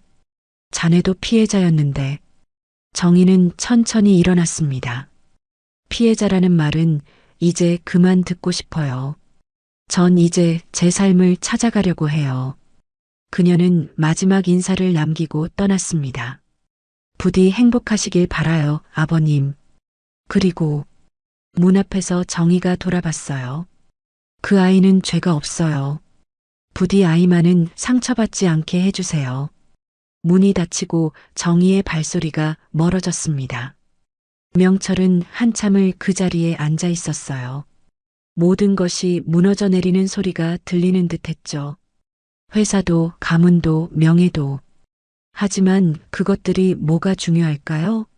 아들은 이미 돌아오지 않는데. 해가 저물고 밤이 찾아왔습니다. 집안은 고요했어요. 하인들도 모두 물러가고 텅 빈 대저택에는 명철 혼자만 남았죠. 그는 오랫동안 망설이다가 2층으로 올라갔습니다. 아들의 방이었어요. 문을 여는 순간 시간이 멈춘 듯 했습니다. 모든 것이 그대로였어요. 깔끔하게 정돈된 책상, 옷장에 걸린 양복들, 침대 위에 베개까지 마치 주인이 곧 돌아올 것처럼 명철은 천천히 방 안으로 들어갔습니다. 책상 위에는 업무 서류들이 가지런히 놓여 있었고 벽에는 가족 사진이 걸려 있었어요. 하지만 그 어디에도 행복한 표정은 없었죠. 정희와 함께 찍은 사진에서조차 지석의 눈은 공허했습니다. 서랍을 열어보았어요. 그리고 그는 숨이 멎는 듯 했습니다. 서랍 깊숙한 곳에 수십 장의 편지가 있었어요. 모두 구겨지고 접혀 있었지만 소중하게 보관되어 있었죠. 편지를 꺼내보니 봉투엔 수신인 이름만 적혀 있었습니다. 예진에게. 떨리는 손으로 한 장을 펼쳤어요. 잉크가 번진 글씨가 애처롭게 남아 있었죠. 예진아, 보고 싶다. 오늘도 내 생각을 하며 하루를 보냈어. 어디에 있든 잘 지내길. 내가 널 찾을 때까지 나를 잊지 말아줘. 날짜를 보니 10년 전이었습니다. 예진이 사라지고 얼마 되지 않았을 때였죠. 또 다른 편지를 펴봤어요. 오늘 아버지를 따라 선자리에 나갔어. 예쁜 사람이었지만 내가 아니었어. 미안해. 너를 잊으려 해도 잊을 수가 없어. 그리고 또 다음 편지를 폈습니다. 결혼했어. 아버지가 원하는 대로. 하지만 난 여전히 내 생각뿐이야. 이런 내가 비겁하고 못났지? 미안해. 편지는 계속되었어요. 오늘도 내가 일하던 서점에 갔어. 다른 사람이 있더라. 혹시나 했는데. 너는 어디로 간 거니? 아내가 임신했으면 좋겠다고 했어. 하지만 난 내가 아닌 사람과의 아이를 가질 수가 없어. 가끔 내가 행복하게 살고 있을까 생각해. 누군가 좋은 사람을 만나서 결혼했을까? 그런 상상을 하면 미칠 것 같아. 편지를 읽어 내려가는 명철의 눈에서 눈물이 흘렀습니다. 아들이 얼마나 괴로웠을까요? 사랑하는 사람을 잊지 못하고 원치 않는 결혼 생활을 하면서도 아버지에게 반항하지 못했던 그 심정이 얼마나 고통스러웠을까요? 마지막 편지는 불과 얼마 전이었습니다. 예진아, 드디어 너를 찾았어. 아니, 우연히 만났다고 해야 맞겠지. 충청도 시장에서 과일을 팔고 있더라. 그리고 우리 딸이 있었어. 너를 닮은 예쁜 아이. 이제야 모든 걸 알았어. 왜 그때 돈을 받지 않고 사라졌는지. 너는 정말 끝까지 나를 지켜준 거구나. 그 다음 페이지에는 떨리는 글씨로 쓰여 있었어요. 이제 모든 걸 정리하고 너와 지아와 함께 살 거야. 아버지가 뭐라 하시든 회사가 어떻게 되든 상관없어. 너무 늦었지만 이제라도 가족이 되고 싶어. 기다려줘. 조금만. 명철은 더 이상 읽을 수가 없었습니다. 편지를 가슴에 안고 흐느꼈어요. 평생 눈물을 모르고 살았던 그가 아들의 방에서 처음으로 통곡했습니다. 자신이 무엇을 했는가? 아들의 사랑을 짓밟고 한 여자의 인생을 망치고 죄 없는 아이에게서 아버지를 빼앗았어요. 그리고 결국 아들마저 잃었습니다. 돈과 명예를 지키려다 정작 가장 소중한 것을 모두 잃은 것이었어요. 밖에서는 여전히 전화벨이 울리고 있었습니다. 회사가 흔들리고 주가가 폭락하고 언론이 떠들썩했지만 명철에겐 아무런 의미가 없었어요. 그는 편지를 다시 봉투에 넣고 서랍을 닫았습니다. 그리고 결심했어요. 이제라도 아들이 하려 했던 일을 대신 하리라고. 예진과 지아를 찾아가 무릎 꿇고 용서를 빌리라고. 그것이 아들에 대한 최소한의 속죄라고. 창밖으로 보이는 서울의 야경이 쓸쓸했습니다. 화려한 불빛들 속에서 명철은 처음으로 자신이 얼마나 외로운 사람인지 깨달았어요. 돈도 권력도 명예도 결국 아무것도 남지 않았으니까요. 다음 날 새벽 4시였습니다. 아직 해가 뜨지 않은 어둠 속에서 명철은 조용히 집을 나섰어요. 검은 정장 안주머니엔 어젯밤 발견한 편지들이 들어 있었죠. 아들이 10년 동안 쓰고도 보내지 못한 편지들. 그것만이 지석의 마음을 증명할 유일한 증거였습니다. 비서도 기사도 없이 혼자 역으로 향했어요. 새벽에 서울역은 한산했습니다. 플랫폼에서 기차를 기다리며 명철은 생각했죠.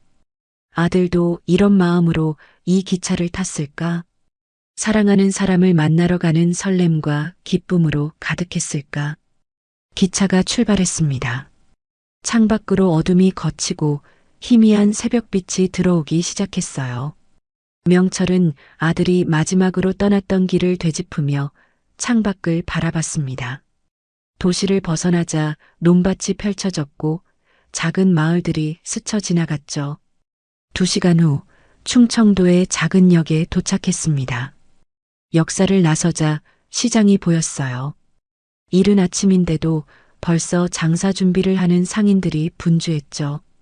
명철은 천천히 시장 안으로 들어갔습니다. 어제 신문에서 본 사진 속 장소를 찾아서 그리고 마침내 찾았습니다. 낡은 천막 아래에서 과일 상자를 정리하는 예진의 모습을, 새벽부터 일어나 장사 준비를 하는 그녀의 뒷모습이 왠지 쓸쓸해 보였어요. 검은 상복을 아직도 입고 있는 것을 보니 그녀도 아직 슬픔에서 벗어나지 못한 것 같았죠. 명철은 한참을 떨어져 서서 바라봤습니다. 10년 전엔 돈을 던지며 모욕했던 여자. 하지만 지금 보니 그저 성실하게 살아가는 평범한 어머니였어요. 거칠어진 손으로 과일을 닦고 가격표를 붙이는 모습에서 10년의 고단함이 느껴졌습니다. 그 순간 명철의 시선이 멈췄습니다. 장례식에서 봤던 그 슬픈 눈빛이 아직도 그대로였어요. 아니, 어쩌면 더 깊어진 것 같았죠. 사랑하는 사람을 영영 잃은 슬픔이 얼굴에 가득했으니까요. 명철은 다가가 한참 동안 아무 말 없이 서 있었습니다. 무슨 말부터 해야 할지 몰랐어요. 사과를 해야 할까? 위로를 해야 할까? 아니면 그저 돌아가야 할까? 예진이 먼저 그를 발견했습니다. 과일을 진열하다 말고 고개를 든 그녀의 얼굴이 굳어졌어요. 오지 마세요. 차갑지만 떨리는 목소리였습니다. 예진은 황급히 고개를 돌렸어요. 하지만 손이 미세하게 떨리는 것을 숨길 수는 없었죠. 부탁이요. 잠시만 내 말을 들어주시오. 명철의 목소리는 간절했어요. 평생 남에게 부탁이란 것을 해본 적 없는 그였지만 지금은 달랐습니다. 드릴 말씀이 없어요. 돌아가세요. 예진은 등을 돌린 채 일을 계속했습니다. 하지만 그녀의 어깨가 떨리고 있었어요. 명철은 조심스럽게 품에서 봉투를 꺼냈습니다. 지석이 이걸 당신에게 전하려 했소. 그 말에 예진의 동작이 멈췄어요.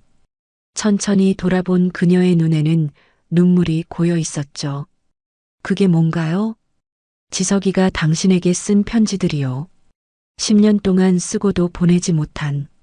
예진의 다리에 힘이 풀린 듯 비틀거렸습니다. 명철이 부축하려 했지만 그녀는 손을 들어 막았어요. 보지 않을 거예요. 제발 한 번만 읽어주시오. 지석이가 얼마나. 읽어서 뭐해요? 예진이 갑자기 소리쳤습니다. 조용하던 시장에 그녀의 목소리가 울려 퍼졌어요. 이제 와서 무슨 소용이에요? 그이는 이미 돌아오지 않는데. 눈물이 주르르 흘러내렸습니다.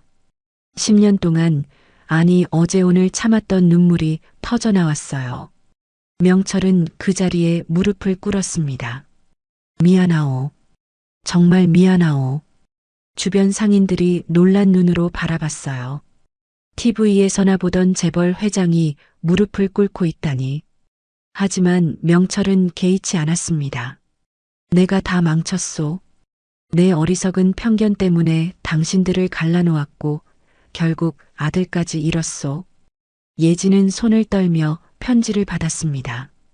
봉투를 여는 손가락이 바들바들 떨렸어요. 그리고 한 장을 펼쳤죠. 예진아, 보고 싶다. 오늘도 내 생각을 하며 하루를 보냈어. 어디에 있든 잘 지내길. 내가 널 찾을 때까지 나를 잊지 말아줘. 읽다가 멈췄습니다. 눈물이 글씨를 가려서 더 이상 볼 수가 없었어요. 어떻게 10년을. 예진은 편지를 가슴에 안고 흐느꼈습니다. 날 잊지 못했구나. 끝까지 날. 명철도 눈물을 참을 수 없었어요. 편지가 수십 통이요. 결혼하고도 매년 당신 생각을 하며 쓴 편지들이요. 당신이 얼마나 그리웠는지, 얼마나 미안했는지. 예진은 다른 편지도 펼쳐봤어요. 가끔 내가 행복하게 살고 있을까 생각해. 누군가 좋은 사람을 만나서 결혼했을까? 그런 상상을 하면 미칠 것 같아. 드디어 너를 찾았어. 그리고 우리 딸이 있었어. 이제 모든 걸 정리하고 너와 지아와 함께 살 거야. 편지를 읽을수록 예진의 울음소리는 커졌어요. 바보 같은 사람.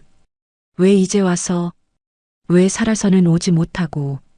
그녀는 주저앉아 통곡했습니다. 10년의 기다림, 혹시나 하는 희망, 그리고 몇 달 전 다시 시작된 꿈. 모든 것이 산산조각난 슬픔이 터져 나왔어요. 우릴 만나러 오다가 그렇게 된 건데. 예진의 말에 명철은 더욱 고개를 숙였습니다. 모두 내 탓이오. 내가 10년 전에 당신들을 갈라놓지 않았다면 아들이 그렇게 위험한 길을 달릴 이유도 없었을 거요. 눈물이 흘러내렸어요. 용서해 주시오. 아니, 용서받을 자격도 없다는 걸 알고 있소. 하지만 이제라도 그만하세요. 예진이 힘겹게 일어섰습니다. 편지를 가슴에 꼭 안은 채로. 회장님의 사과는 받을 수 없어요. 예진 씨, 10년이에요. 10년 동안 혼자 아이를 낳고 키웠어요. 예진의 목소리에는 깊은 한이 서려 있었어요. 그런데 이제 와서 사과하면 다 용서가 되나요? 돌아오지 않는 사람을 어떻게 돌려받을 건가요? 명철은 대답할 수 없었습니다. 그녀의 말이 모두 맞았으니까요. 하지만 지아는, 내 손녀는, 지아는 제가 잘 키울 거예요. 지금까지 그래왔듯이. 예진의 목소리는 단호했어요. 회장님이 이제 와서 할아버지 노릇을 하시겠다고 해도 전 받아들일 수 없어요. 그 아이한테 또 상처를 줄 순 없으니까요. 평생 속죄하며 살겠소. 당신과 지아를 위해서라면 뭐든지. 필요 없어요. 예진은 고개를 저었습니다. 저희는 가난해도 잘 살아왔어요. 회장님의 도움 없이도 잘 살 수 있어요.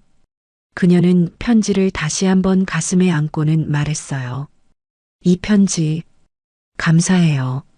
적어도 그이가 저를 잊지 않았다는 걸 알게 해주셔서. 하지만 이제 그만 가주세요. 예진 씨, 제발 더 이상 저희를 찾지 마세요. 예진은 가게 안으로 들어가 버렸습니다. 문을 닫는 소리가 단호했어요. 명철은 한참을 그 자리에 서 있었습니다. 거절당할 줄은 알았지만 막상 현실이 되니 가슴이 무너져 내렸어요. 하지만 그녀를 원망할 수는 없었죠. 모든 게 자신이 뿌린 씨앗이었으니까. 시장을 나오는 길, 명철은 뒤를 돌아봤습니다. 가게 안에서 예진이 편지를 읽으며 울고 있는 게 보였어요. 그 모습이 너무나 애처로워서 가슴이 아팠지만 더 이상 다가갈 수는 없었죠. 역으로 돌아가는 길은 더욱 무거웠습니다. 아들의 마지막 길을 되돌아가는 이 길이 마치 자신의 인생을 되돌아보는 것 같았어요. 잘못된 선택들, 놓쳐버린 기회들, 그리고 돌이킬 수 없는 후회들. 기차 안에서 명철은 결심했습니다. 예진이 거부한다 해도 다른 방법으로라도 속죄하리라고. 공개적으로 자신의 잘못을 인정하고 모든 것을 내려놓으리라고. 그것이 아들에 대한, 그리고 예진과 지아에 대한 최소한의 예의라고. 창밖으로 스쳐가는 풍경이 흐릿했습니다. 눈물 때문이었을까요? 아니면 나이 때문이었을까요? 명철은 눈을 감았어요. 그리고 마음속으로 아들에게 말했습니다. 미안하다, 지석아. 내가 그토록 사랑했던 사람을 이제야 만났구나. 그리고 또 실패했다. 하지만 포기하지 않을게. 너를 위해서라도 끝까지 노력할게. 며칠 후 대한민국 경제계를 뒤흔든 기자회견이 열렸습니다. 최씨 그룹 본사 대강당에는 수백 명의 기자들이 모여 있었어요. 카메라 플래시가 끊임없이 터지고 긴장감이 감돌았죠. 모두가 궁금해했습니다. 스캔들로 얼룩진 재벌 회장이 무슨 발표를 하려는 것일까? 정각 10시 명철이 단상에 올랐습니다. 며칠 사이에 눈에 띄게 야위었어요. 한때 카리스마로 가득했던 얼굴에는 깊은 주름과 회한이 가득했죠. 하지만 눈빛만은 오히려 더 맑아 보였습니다. 무언가 큰 결심을 한 사람의 눈빛이었어요. 먼저 무리를 일으킨 점에 대해 국민 여러분께 사과드립니다. 명철이 깊이 고개를 숙였어요. 기자들이 술렁거렸죠. 재벌 총수가 이렇게 고개를 숙이는 것은 처음 보는 광경이었으니까요. 오늘 이 자리에서 중요한 발표를 하겠습니다. 그는 천천히 고개를 들고 말을 이어갔어요. 이 회사는 오늘부로 전문 경영인에게 맡기겠습니다. 저는 모든 경영에서 손을 뗄 것입니다. 강당이 벌집을 쑤신 듯 소란스러워졌습니다. 회장님, 그럼 후계자는 누구입니까? 가족 경영을 포기하신다는 뜻입니까? 질문이 쏟아졌지만 명철은 손을 들어 조용히 시켰어요. 후계자는 없습니다. 제 아들은 이미 세상을 떠났고 더 이상 가족 경영을 고집할 이유가 없습니다. 그의 목소리가 잠시 떨렸어요. 아들을 언급하는 것만으로도 가슴이 아팠으니까요. 그리고 한 가지 더 발표하겠습니다. 명철은 잠시 숨을 고르고 말했습니다. 제 전 재산은 사회에 환원하겠습니다. 이번엔 정말로 강당이 뒤집어졌어요. 기자들은 믿을 수 없다는 표정으로 서로를 바라봤죠. 수조 원에 달하는 재산을 모두 사회에 환원한다니. 구체적으로는 미혼모와 한부모 가정을 위한 재단을 설립하겠습니다. 혼자 아이를 키우는 부모들이 차별받지 않고 아이들이 행복하게 자랄 수 있도록 돕겠습니다. 기자들은 재빨리 메모했어요. 왜 하필 미혼모 재단일까? 모두가 같은 생각을 했죠. 아마도 며칠 전 장례식장에 나타난 그 아이와 관련이 있을 거라고.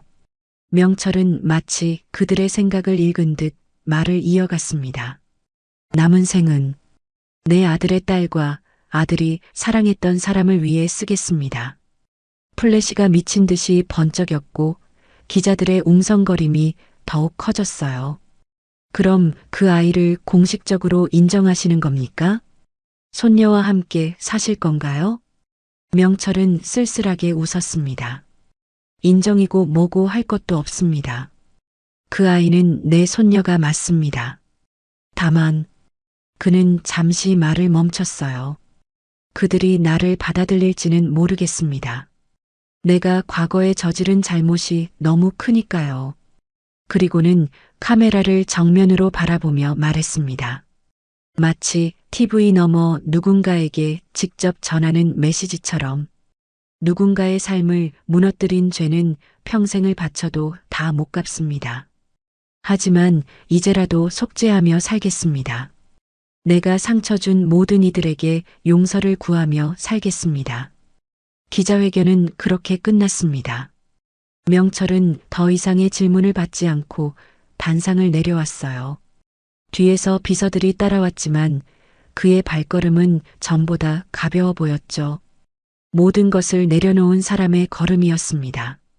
한편 충청도의 작은 시장에서는 예진이 가게 구석에 놓인 작은 TV를 보고 있었습니다. 화면 속 명철의 모습이 비쳤어요. 야위고 초췌했지만 진심을 담아 말하는 모습이 낯설었죠. 10년 전 오만하고 차가웠던 그 사람과는 완전히 달라 보였습니다. 엄마, 뭐 봐요? 지아가 학교에서 돌아왔어요. 아이는 여느 때처럼 밝았지만 눈가엔 아직 슬픔이 남아 있었죠. 아니야, 뉴스 잠깐 봤어. 예지는 황급히 TV를 껐습니다. 하지만 지아는 이미 화면을 봤어요. 저 할아버지 아니에요? 장례식장에서 본. 지아야, 가방 정리하고 손 씻고 와. 간식 준비해 줄게.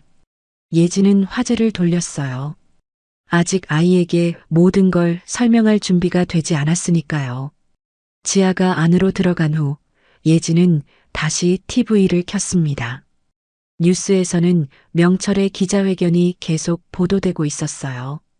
전 재산을 사회에 환원한다는 파격적인 발표에 전문가들이 분석을 쏟아내고 있었죠.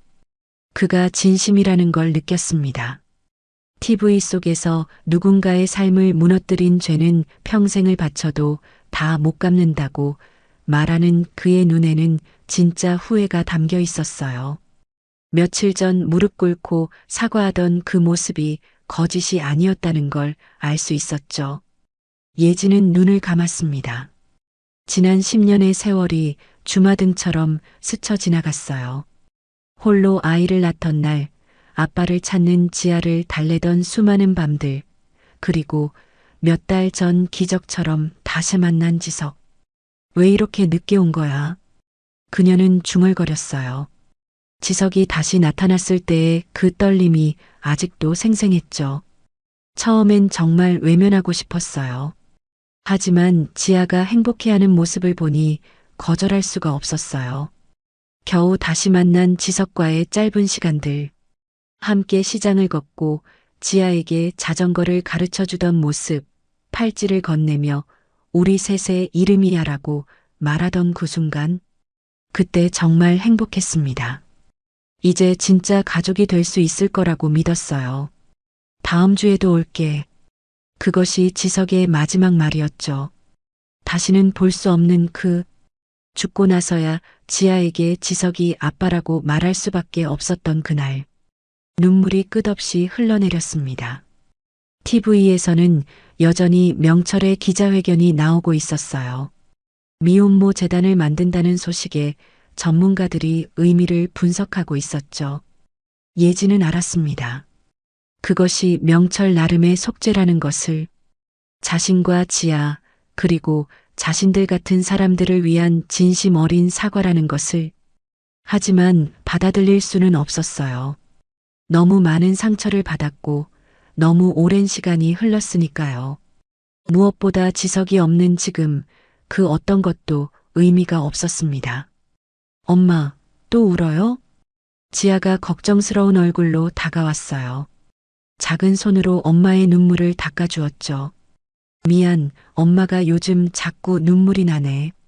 아빠 때문이죠? 지아의 맑은 눈을 보며 예지는 고개를 끄덕였어요. 아이는 이미 다 알고 있었으니까요. 아빠가 돌아오지 않는다는 것을. 지아는 한참을 생각하더니 말했어요. 할아버지도 슬퍼 보였어요.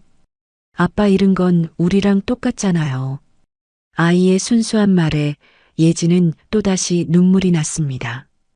TV에서는 이제 다른 뉴스가 나오고 있었어요. 예지는 창밖을 바라봤습니다. 봄비가 또 내리기 시작했어요. 지석이 마지막 가던 날처럼, 그리고 명철이 찾아왔던 날처럼. 언젠가는 이 비가 그치겠죠. 그리고 그때쯤이면 마음의 상처도 조금은 아물지 않을까요? 용서는 못하더라도 함께 지석을 그리워하며 살 수는 있지 않을까요? 하지만 지금은 아직 아니었습니다.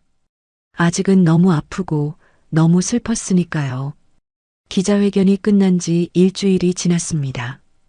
예지는 여느 때처럼 이른 아침부터 가게 문을 열고 있었어요.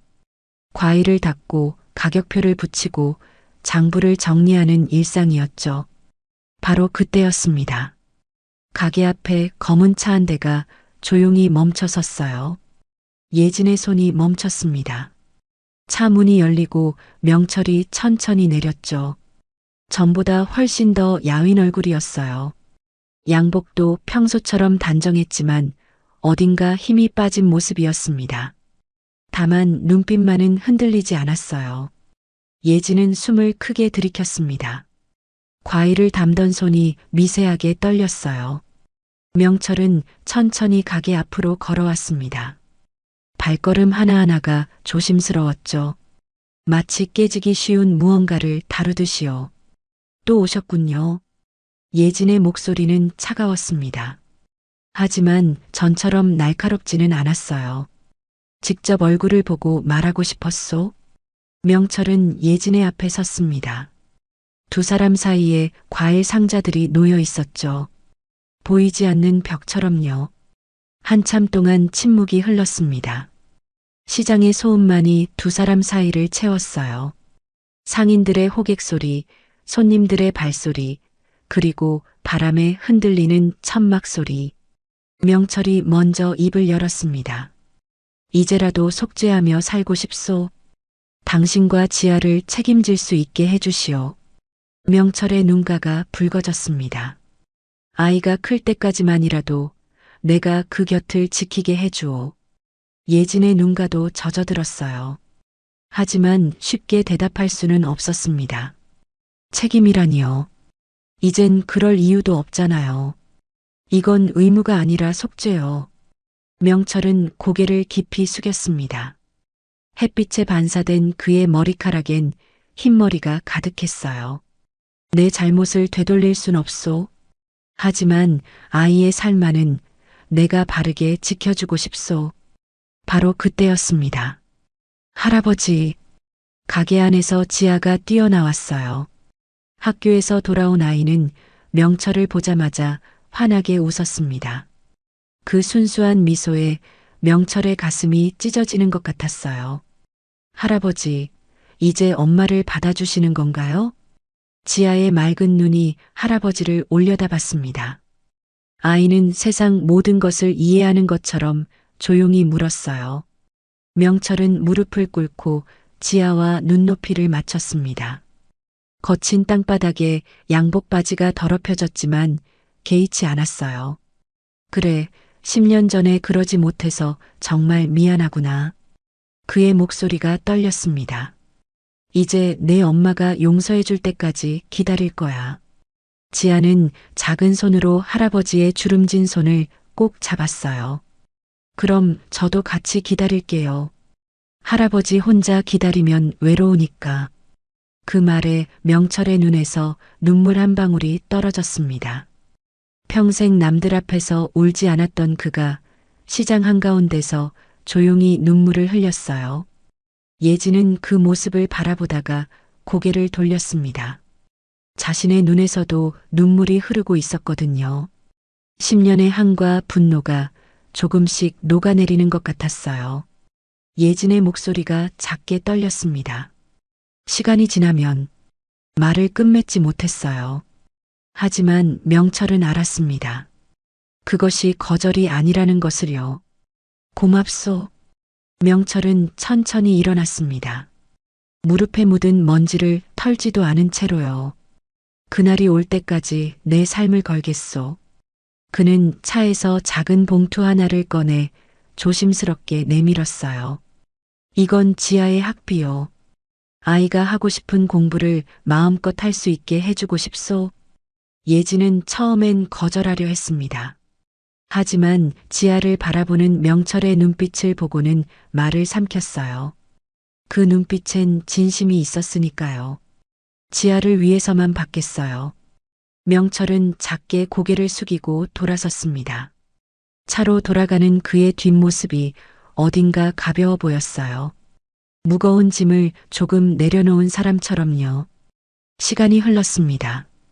그 후로 명철은 매주 조용히 가게를 찾아왔어요. 처음엔 멀찍이 서서 지켜보기만 했습니다. 예진이 무거운 상자를 나를 때면 얼른 다가가 거들었고, 지아가 학교에서 돌아올 시간이면 문구점에서 공책을 사다 건넸죠. 말은 많지 않았습니다. 그저 묵묵히 옆에 있을 뿐이었어요. 예진도 처음엔 불편해했지만 점점 그의 존재에 익숙해졌습니다. 어느 날 지하의 학교에서 학부모 상담 날이 있었어요. 예진은 혼자 가려 했지만 명철이 먼저 물었습니다. 내가 함께 가도 되겠소? 조심스러운 목소리였어요. 예진은 잠시 망설이다가 고개를 끄덕였습니다. 할아버지라면 괜찮을 것 같아요. 그날 선생님은 깜짝 놀랐어요. 예진과 함께 온 노신사가 너무나 정중하고 조용했거든요. 지아는 정말 착한 아이예요. 친구들도 잘 돌보고 공부도 열심히 하고요. 선생님의 칭찬에 명철의 눈가에 미소가 번졌습니다. 처음으로 짓는 진짜 미소였어요. 계절이 바뀌고 또 바뀌었습니다. 봄과 여름이 지나 가을이 찾아왔어요. 지아는 점점 자랐고 예진의 표정도 조금씩 부드러워졌습니다. 명철은 여전히 매주 찾아왔고 이제는 함께 밥을 먹기도 했죠. 어느 가을 저녁이었습니다. 지아가 할아버지에게 종이 한 장을 내밀었어요. 크레파스로 그린 그림이었죠. 할아버지, 이거 드릴게요. 그림 속엔 네 사람이 있었습니다. 엄마, 아빠, 지아, 그리고 할아버지. 네 사람 모두 활짝 웃고 있었어요. 하늘엔 무지개가 떠 있었고 땅엔 예쁜 꽃들이 피어 있었습니다. 명철은 그 그림을 두 손으로 조심스럽게 받았어요. 한참을 말없이 바라보다가 조용히 속삭였습니다. 지서가 미안하다. 아빠가 늦었구나. 그의 눈에서 눈물이 주르르 흘러내렸어요. 하지만 이 아이만큼은 꼭 지킬게. 내가 지키려 했던 이 아이를 내가 대신 지킬게. 예진은 그 모습을 보며 눈물을 닦았습니다. 지아는 할아버지를 꼭 안아주었죠. 노을이 세 사람을 비췄습니다. 오렌지빛 햇살이 따뜻하게 내려앉았어요. 멈춰있던 시간이 천천히 다시 흐르기 시작했습니다. 완벽하진 않았지만 그래도 함께였어요. 그리고 그것만으로도 충분했습니다. 용서는 한순간에 오지 않았어요. 하지만 매일 조금씩 서로를 이해하고 받아들이는 시간이 쌓여갔습니다. 상처는 아물지 않았지만 이제는 함께 아파할 수 있었어요. 지석이 남긴 사랑이 이렇게 세 사람을 이어주고 있었습니다. 오늘의 이야기가 당신의 마음에 작은 울림을 드렸다면 앞으로도 당신의 나날에 잔잔한 위로가 될 이야기들로 찾아뵐 수 있도록 구독과 좋아요를 눌러주세요. 그리고 사연의 주인공을 위한 따뜻한 말씀도 댓글로 부탁드립니다. 당신의 오늘을 늘 응원합니다. 인생 나날이었습니다.